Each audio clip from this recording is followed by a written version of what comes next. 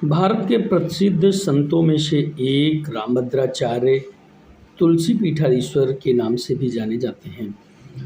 पीठाधीश्वर का मतलब होता है कि वह उस गद्दी के प्रधान हैं।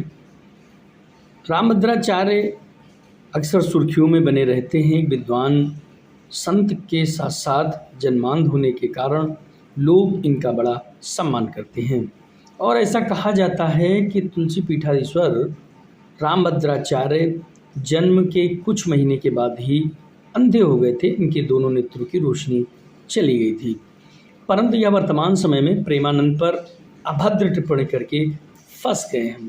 पूरा संत समाज रामभद्राचार्य का विरोध कर रहा है और रामभद्राचार्य को एक नीच की संज्ञा दी जा रही है।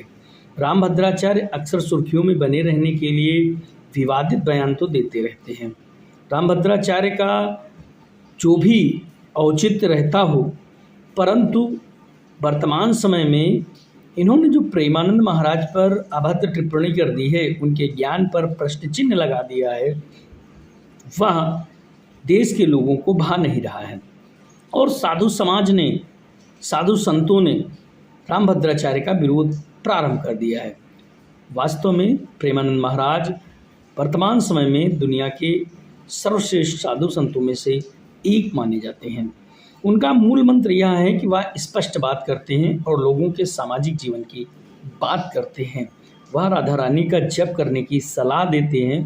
प्रेमानंद महाराज के द्वारा ऐसे प्रवचन आज दुनिया में सबसे ज़्यादा सुने जा रहे हैं और उनके करोड़ों की संख्या में फॉलोअर हैं।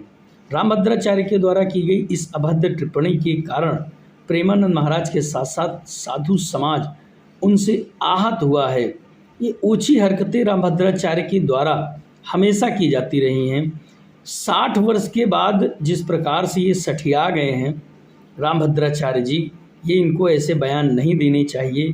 कुछ माह पहले इन्होंने स्वर्गीय मुलायम सिंह जी पर भी अभद्र टिप्पणी की थी। ये तमाम लोगों पर अभद्र टिप्पणी अक्सर करते रहते हैं।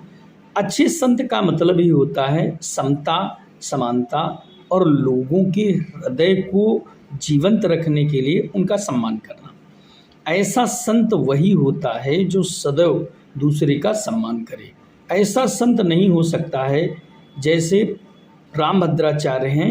रामभद्राचार्य हमेशा अपने आप को सर्वश्रेष्ठ मानने के लिए खुद के मुख से अपनी बड़ाई करते हैं और सदैव अपने आप को ही प्रमोट करते हैं, दूसरे को हमेशा नीचा दिखाने का काम करते हैं। ये ओछी हरकतें रामभद्राचार्य जी को बंद कर देनी चाहिए।